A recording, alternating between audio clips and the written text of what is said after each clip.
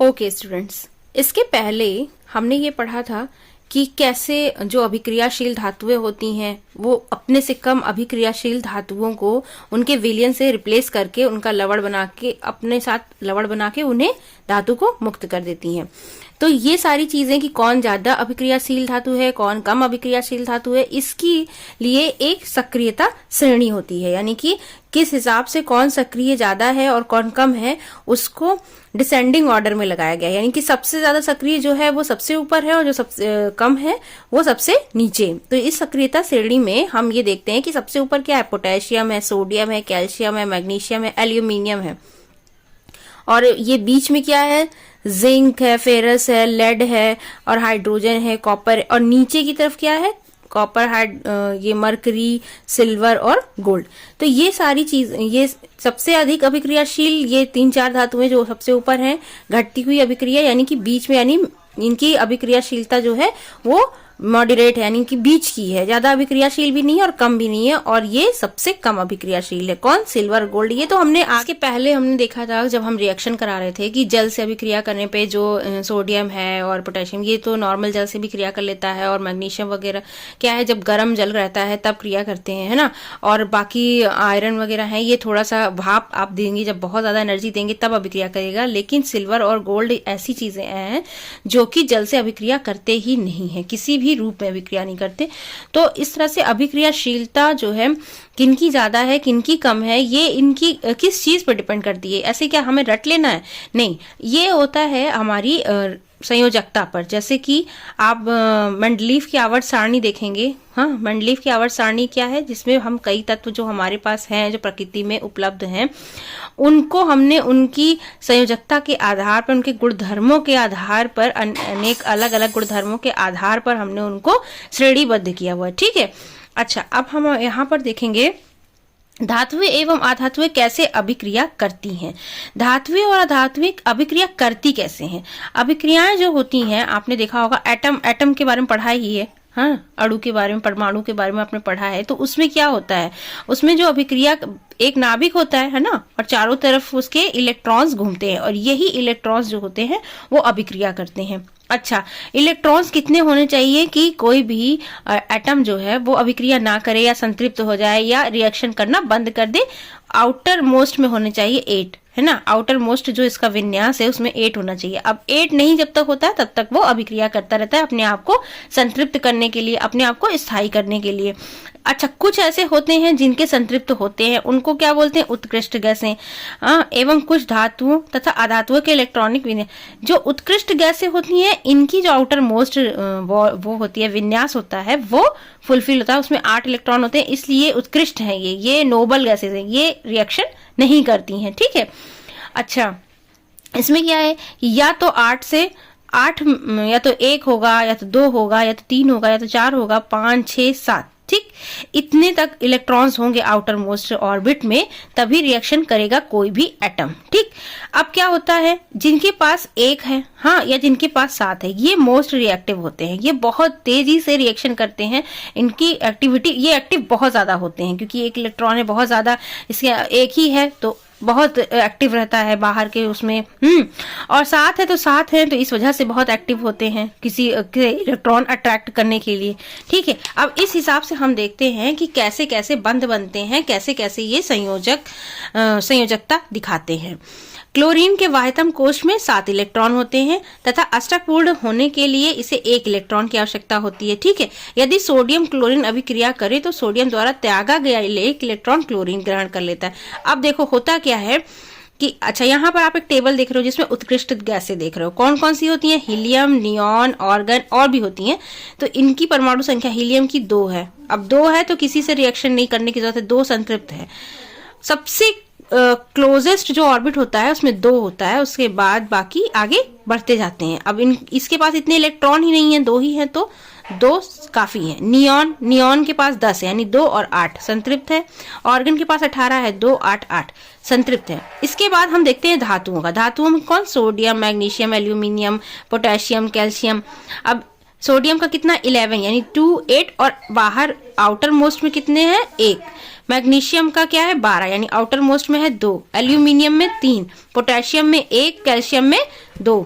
तो इस तरह से होता ये है, अगर एक इलेक्ट्रॉन है तो इसको अपना आउटर मोस्ट पूरा करने के लिए 7 इलेक्ट्रॉन चाहिए, तभी तो 8 होगा, यानी कि ये 7 के वाले के पास जाएगा। ठीक, अब क्या है अधातु में हम देख लेते हैं। अधातु में मोस्टली गैसेस होती हैं, आपने पढ़ा है, या ठोस होते हैं, जैसे नाइट्रोजन है, oxygen, fluorine, phosphorus, sulphur, chlorine है। तो अब हम देखते हैं कि कैसे धातुएं अधातुओं से अभिक्रिया करती है। ठीक है, आपने देखा धातुओं के और आउटर मोस्ट में 1 इलेक्ट्रॉन है, और अधातुओं में आप देख रहे हो 7 है, 5 है, 6 है। तो ये अपने हिसाब से जिसके पास जितने की कमी रहेगी उसके पास जाके रिएक्शन करेगा। तो अब देखते हैं क्या होता है। जो सोडियम है ना, सोडियम के आउटर मोस्ट में 1 इलेक्ट्रॉन है। ठीक है, जो सोडियम है उसके बाहर 1 इलेक्ट्रॉन घूमता रहता है, और क्लोरीन के पास 7 है। तो 7 और 1 मिलके ही 8 पूरा करेंगे। तो ये क्लोरीन के पास जाएगा और बोलेगा ठीक है, हाँ हम दोनों मिलके बॉन्ड बना लेते हैं, तुम्हारी रिक्वायरमेंट 1 है, मेरी 7 है, तो हम दोनों मिलके बॉन्ड बना लेते हैं। अब लेकिन क्लोरीन के पास तो 7 इलेक्ट्रॉन है, अब इनके पास तो ज्यादा है, ये थोड़ी ना 7 अपना दे देंगे। तो ये इससे कहता है कि तुम अपना ही 1 दे दो तो पूरा हो जाएगा। तो ये कहता है अच्छा चलो ठीक है, 1 इलेक्ट्रॉन जो है, 7 इलेक्ट्रॉन भारी पड़ जाते हैं, तो 1 इलेक्ट्रॉन को अपनी तरफ मिला लेते हैं। अब जब ये 1 इलेक्ट्रॉन दे देगा, सोचेगा हटाओ झंझट खत्म करो। इसके बाद इसके पास आउटर मोस्ट में 8 है ही, तो ये संतृप्त हो जाता है, और इसके पास 7 है। अब बाहर से इसने 1 ले लिया, तो क्योंकि ये अपनी तरफ इसको खींच लेते हैं, 7 इलेक्ट्रॉन अपनी तरफ खींच लेते हैं। ठीक है, तो अब इस तरह से क्या हो जाता है, ये इलेक्ट्रॉन अपना दे देता है, इसलिए इसके ऊपर धन आयन हो जाता है, क्योंकि जो रईस होगा, जो धनी होगा, वही तो दूसरे को देगा, और जो लेता है वो क्या होता है, ऋणी हो जाता है, तो इसलिए इसके ऊपर ऋण आयन हो जाता है। हाँ, तो सोडियम जो है वो धनायन बनाता है, और क्लोरीन क्या है, ऋण। और इस तरह से जो वो बनता है, यौगिक बनता है, उसको हम क्या, इस संयोजकता को क्या बोलते हैं, इस तरह से बनने वाले यौगिक को क्या बोलते हैं, विद्युत संयोजक बंध। इसको बंध को विद्युत संयोजक बंध बोलते हैं। ठीक है, तो इसमें क्या होता है, एक धनायन बन जाता है, एक ऋणायन बन जाता है। इसी तरह से आप यहाँ देख रहे हो मैग्नीशियम की आउटर मोस्ट ऑर्बिट में 2 इलेक्ट्रॉन है, ये जाएगा किसके पास, जिसके पास 6 होंगे। क्लोरीन, अच्छा आप ये सोच रहे हो ये तो क्लोरीन भाई अब इनके पास आते तो ये 2 लेके आ जाए, 2 एटम लगा देंगे, तो ये इसके पास 2 इलेक्ट्रॉन है, तो 2 लोग मिलके ले लो।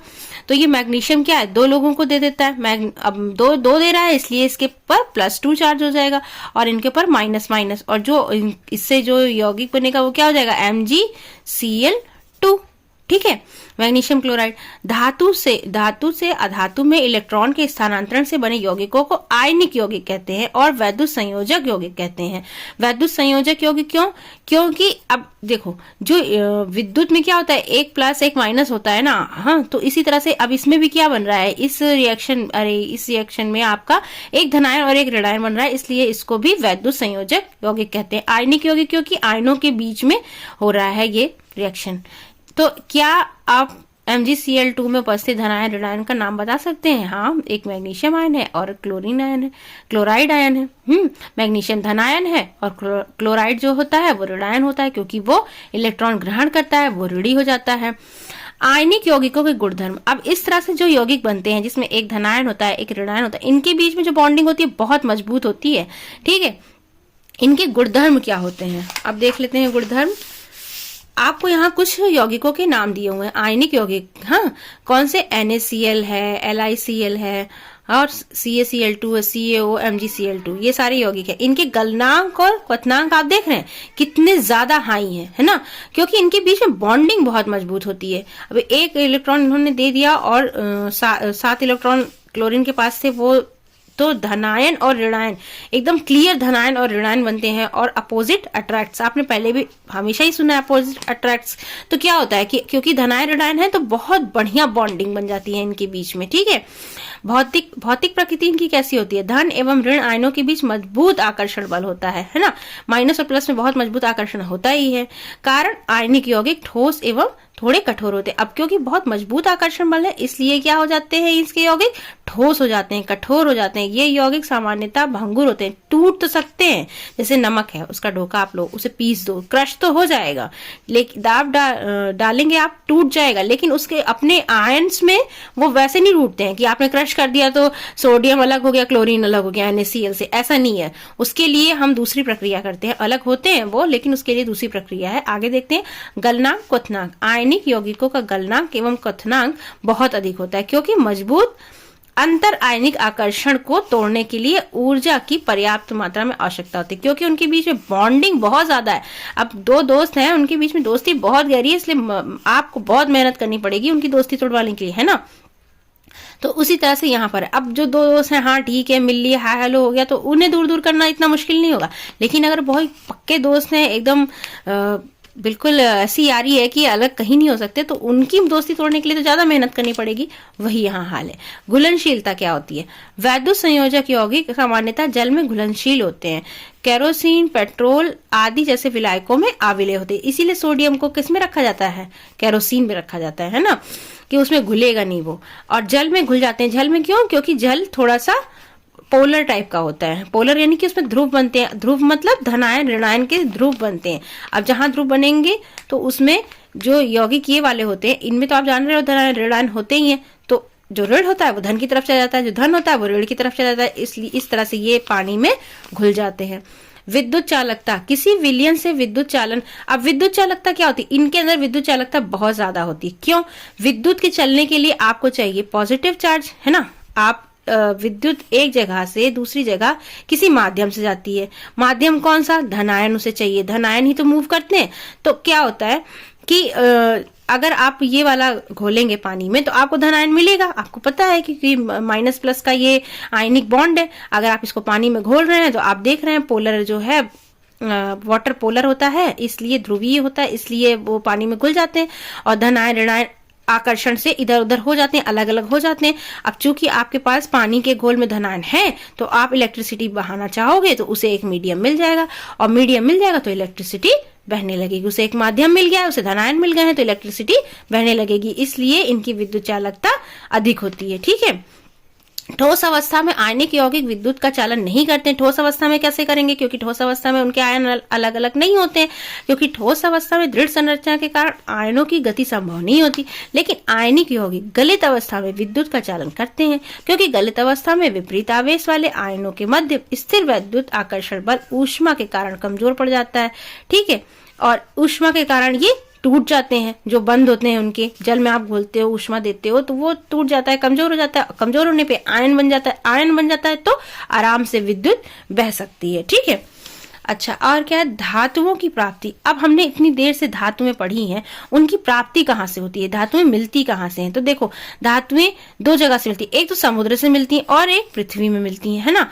अच्छा, धातुएं ऐसे नहीं मिलती हैं कि हमने पृथ्वी में खोना तो खोदना शुरू कर दिया तो खूब सारा सोने का मिल गया वहां पर भंडार। नहीं, वो अपने आयस यानी और चीजों के साथ, इम्प्योरिटीज के साथ मिली होती हैं। हाँ, हमें उस धातु को जो हमें चाहिए उसको साफ करके शुद्ध करके निकालना पड़ता है।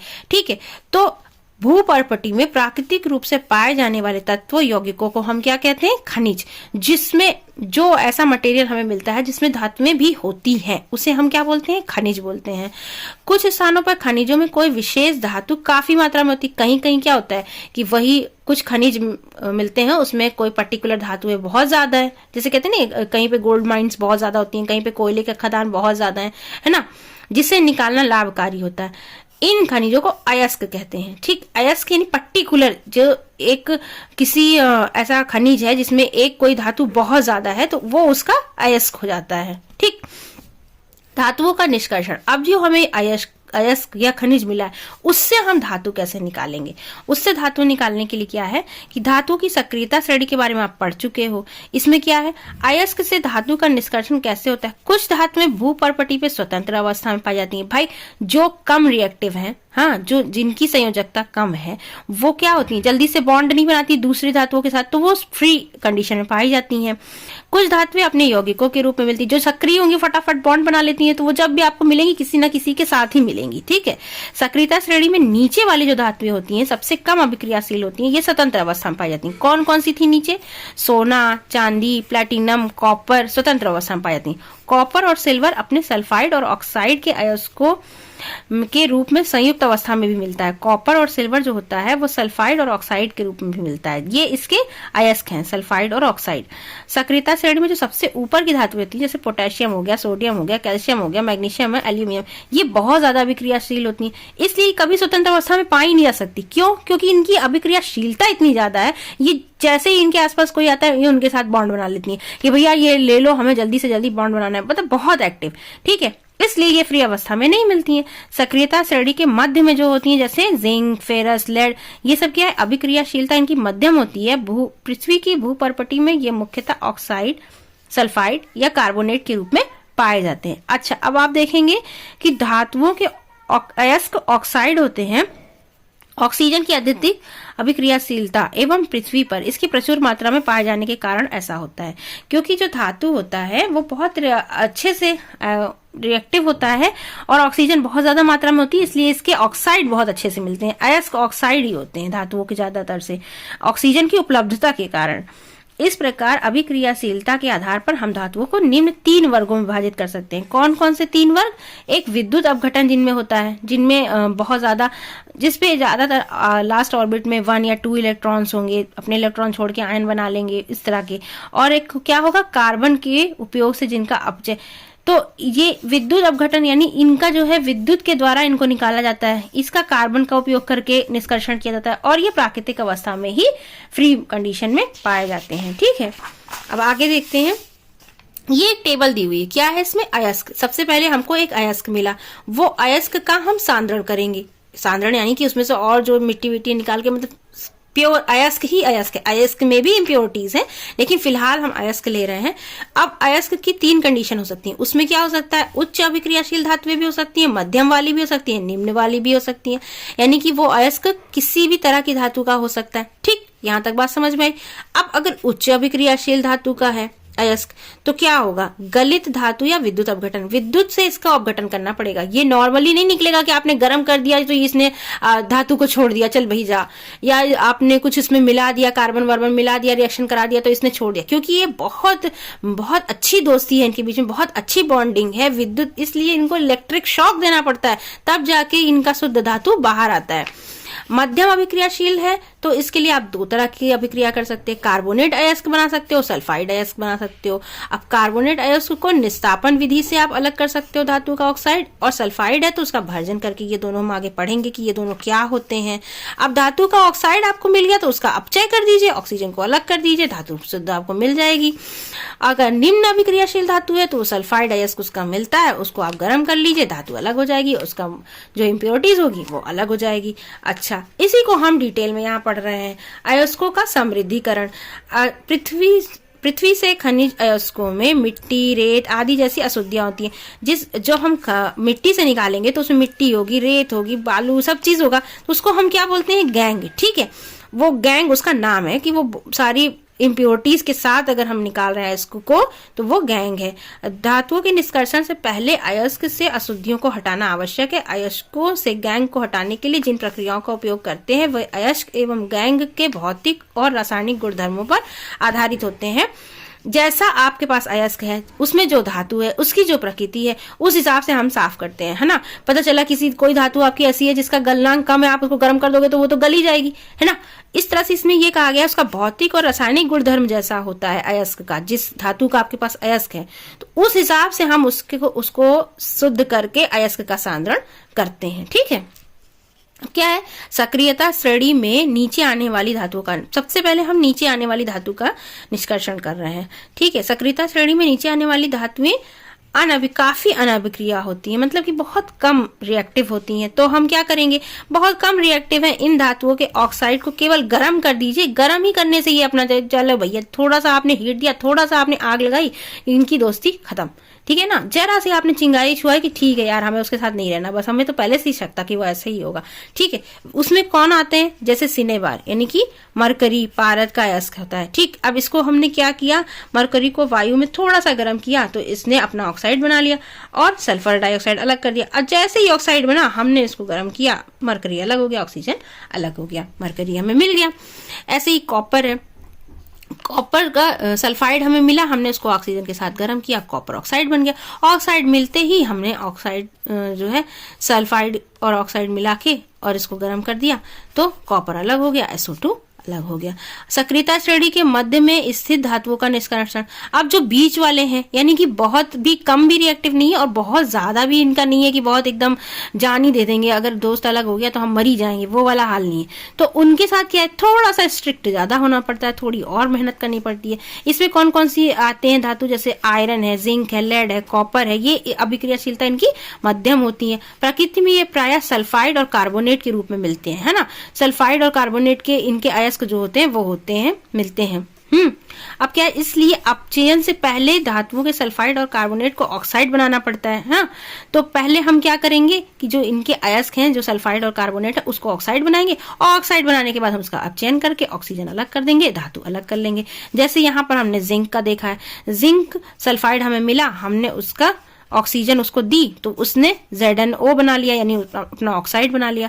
ऑक्साइड बनाने के बाद हमने इसको और गर्म किया तो ये अलग होके हमें मिल जाएगा जिंक। ठीक, अच्छा, इसमें क्या दो तरह की अभिक्रिया आपने अभी आगे पढ़ी थी, भर्जन और निस्तापन। यहाँ हम देखते हैं भर्जन क्या होता है। सल्फाइड ऑक्साइड को वायु की उपस्थिति में अधिक ताप पर गर्म करने पे ऑक्साइड में परिवर्तित हो जाता है। ठीक है, जब अधिक ताप देते हैं और ऑक्साइड में परिवर्तित हो जाता है तो उसको बोलते हैं भर्जन। और कार्बोनेट का जो अयस्क होता है वो सीमित वायु में अधिक ताप पर गर्म करने पे ऑक्साइड में परिवर्तित होता है। तो अगर बहुत ज्यादा हम जो है वायु में उसको गर्म कर रहे हैं तो वो भर्जन है, और सीमित वायु में अधिक ताप देकर गर्म कर रहे हैं तो वो क्या है, निस्तापन है। और अलग अलग, जैसे सल्फाइड है तो उसके साथ भर्जन होगा, और कार्बोनेट है तो निस्तापन की प्रक्रिया लगाते हैं। ठीक है, अब यहाँ आपने एग्जाम्पल में भी देख लिया, निस्तापन में कार्बोनेट है, कार्बोनेट को गर्म करके ZnO बना लिया। ZnO बनाने के बाद हम इसको गर्म करेंगे कार्बन की उपस्थिति में, थोड़ा सा प्रोवोक करेंगे, थोड़ा सा कुछ सबूत देंगे। हाँ, कार्बन इसका वो है अभिक्रियाशील को बढ़ाने के लिए जो हम यूज करते हैं। हाँ, और उसके बाद ये अपना गर्म होते ही Zn अलग हो जाएगा और CO बना के अलग। ठीक, इस तरह से हमने देखा मध्यम अभिक्रिया वाले। इसमें क्या है, यह विस्थापन अभिक्रियाएं अधिक ऊष्माक्षेपी होती हैं, इसमें अत्यधिक ऊष्मा निकलती है और मात्रा इतनी अधिक होती है कि धातुएं गलित अवस्था में प्राप्त होती हैं। ऊष्मा इतनी ज्यादा होती है कि धातुएं गल जाती हैं उसकी गर्मी से। वास्तव में आयरन ऑक्साइड Fe2O3 के साथ एल्यूमिनियम की अभिक्रिया का उपयोग रेल की पटरी एवं मशीनी पुर्जों की दरारों को ठीक करने में किया जाता है। इसको बोलते हैं थर्मिट अभिक्रिया, क्योंकि इस अभिक्रिया में इतनी ज्यादा एनर्जी निकलती है कि वो मेल्ट हो जाती है, और मेल्ट होने के बाद चिपकाने विपकाने में इसका यूज किया जाता है। ठीक है, अच्छा, सक्रियता श्रेणी में सबसे ऊपर जो धातुएं थी, जो सबसे ज्यादा एक्टिव होती हैं, अब उनके साथ क्या करना है भाई। जो सबसे नीचे थी उनको थोड़ा सा हमने बहला फुसला दिया, दो बातें बता दी, दोस्ती टूट गई। जो उससे ज्यादा मजबूत बॉन्ड थे उन्हें थोड़ा सबूत देना पड़ा, कार्बन वार्बन के साथ उनकी अभिक्रिया करानी पड़ी, तो उनकी भी कहानी खत्म हो गई। लेकिन अब ये तो बहुत पक्के दोस्त हैं, इनके साथ हमें क्या करना पड़ेगा, इन्हें तो इलेक्ट्रिक शॉक देना पड़ेगा अलग अलग करने के लिए। ऐसे इसमें क्या है, कौन कौन सी धातुएं हैं, ये बहुत ज्यादा रिएक्टिव होते हैं। उदाहरण के लिए कार्बन के द्वारा सोडियम, मैग्नीशियम, कैल्शियम, एल्यूमिनियम आदि के ऑक्साइड का अपचयन कर उन्हें धातुओं में परिवर्तित नहीं किया जा सकता। इन धातुओं की बंधुता कार्बन की अपेक्षा ऑक्सीजन से अधिक होती है ना। तो आप कार्बन देखिए, इनको नहीं भड़का सकते, कार्बन का इस पे कोई असर नहीं होगा, इनकी ऑक्सीजन के साथ बॉन्डिंग ज्यादा अच्छी होती है।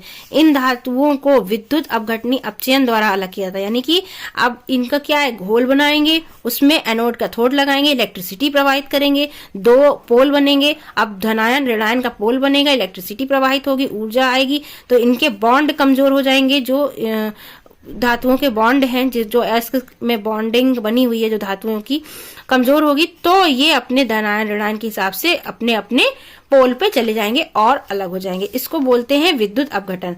उदाहरण के लिए सोडियम, मैग्नीशियम एवं कैल्शियम को उनके गलित क्लोराइड्स को विद्युत अपघटन से प्राप्त किया जाता है। कैथोड यानी ऋण आवेशित इलेक्ट्रोड बनाया जाता है एक, ठीक। एनोड यानी धन आवेशित पर धातुएं निक्षेपित हो जाती हैं, और एनोड पर क्या होता है, क्लोरीन मुक्त हो जाती है, क्योंकि क्लोरीन क्या है, माइनस आयन होता है, तो वो माइनस है तो वो एनोड पे ही तो जाएगी, धनायन पे ही तो जाएगी, और ऋण आयन पे धातुएं जाती हैं, क्योंकि धातुएं क्या होती हैं, पॉजिटिव चार्ज होती हैं, उनके पास एक या दो इलेक्ट्रॉन होता है, वो देकर अपने को धनायन में परिवर्तित कर लेती हैं। अब धनायन है तो वो कहां पर इकट्ठा होंगी, कैथोड पर, यानी कि माइनस वाले पोल पर, ठीक है।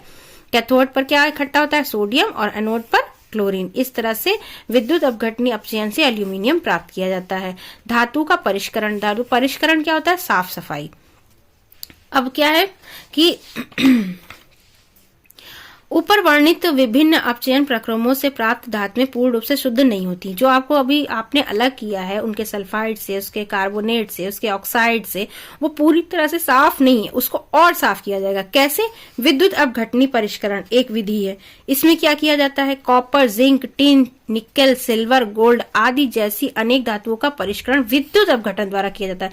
विद्युत अपघटन भी यही ऐसा ही होता है। कैसे? इस प्रक्रम में अशुद्ध धातु को एनोड और शुद्ध धातु की पतली परत को कैथोड बनाया जाता है। ठीक है, कैथोड एनोड क्या है? धन वाला पोल और कैथोड माइनस वाला पोल। हाँ, और एनोड किससे बनाया जाता है? अशुद्ध धातु को एनोड बनाया जाता है। जो अशुद्ध धातु होती है उसका धनायन बनाया जाता है और शुद्ध धातु का कैथोड बनाया जाता है। धातु के लवण विलयन का उपयोग विद्युत अपघट्य के, अब जो धातु का लवण है उसको हम विद्युत अपघट्य के रूप में, यानी कि वो जो लिक्विड आप भरोगे उसके रूप में प्रयोग करते हैं। ठीक है, इसके उपकरण व्यवस्थित किया जाता है। विद्युत अपघट्य से जब धारा प्रवाहित की जाती है तब एनोड पर स्थित अशुद्ध धातु विद्युत अपघट्य में घुल जाती है।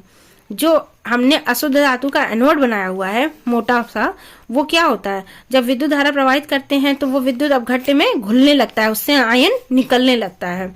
इतनी ही मात्रा में शुद्ध धातु विद्युत अपघट्य से कैथोड पर निक्षेपित, और कैथोड पर भी जो धन आयन होते हैं धातु के वो कैथोड पर इकट्ठा होने लगते हैं। विलेय अशुद्धियां विलयन में चली जाती, और जो अशुद्धियां होती हैं वो विलयन में चली जाती हैं। जो अशुद्धियां ये अपद्रव्य है। ठीक, तथा अविलेय अशुद्धियां एनोड तली पर निक्षेपित हो जाती है, और जो अविलेय हैं जो इसमें घुल नहीं सकती हैं वो नीचे इकट्ठी हो जाती हैं।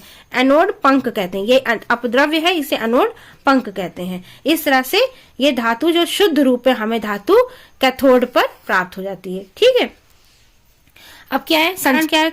आपने पहले भी पढ़ा होगा, जैसे कि आयरन की आप वो देख लेते हो, कील है या कोई भी वस्तु है, वो क्या है? खुले हवा में रख दीजिए तो उसके ऊपर जंग लग जाता है, रस्टिंग हो जाती है उसकी। ठीक, तो इसके बारे में आपने पढ़ा है। खुली वायु में कुछ दिन तक छोड़ देने पर सिल्वर की धातु काली हो जाती है। सिल्वर यानी कि चांदी के ऊपर काली काली सी परत जम जाती है, और तांबा उसके ऊपर हरा हरा सा, वही यहाँ बताया जा रहा है। सिल्वर पर वायु में उपस्थित सल्फर के कारण अभिक्रिया होती है, जिससे सिल्वर सल्फाइड की परत बनने के कारण ऐसा होता है। कॉपर वायु में उपस्थित आर्द्र कार्बन डाइऑक्साइड के साथ अभिक्रिया करता है, जिससे उसकी सतह के ऊपर भूरे रंग की चमक धीरे धीरे कम हो जाती है। जो कॉपर होता है वो भूरे रंग का होता है ना, धीरे धीरे कम हो जाती है, उस पर हरे रंग की परत चढ़ जाती है। जो हरा पदार्थ है ये बेसिक कॉपर कार्बोनेट होता है। लंबे समय तक आर्द्र वायु में रखने पर लोहे के ऊपर क्या हो जाता है? जंग लग जाता है, यानी भूरी भूरी सी परत चढ़ जाती है। तो ये सब क्या है? ये सब संक्षारण है। ये इनके धातुओं की खुले वायु से, ऑक्सीजन से रिएक्शन होके ऐसा होता है। इससे क्या होता है? ये धीरे धीरे खराब होना शुरू हो जाता है, इनका अपक्षय होने लगता है। इससे क्या है? संक्षारण से सुरक्षा। इससे हम सुरक्षित कैसे कर सकते हैं?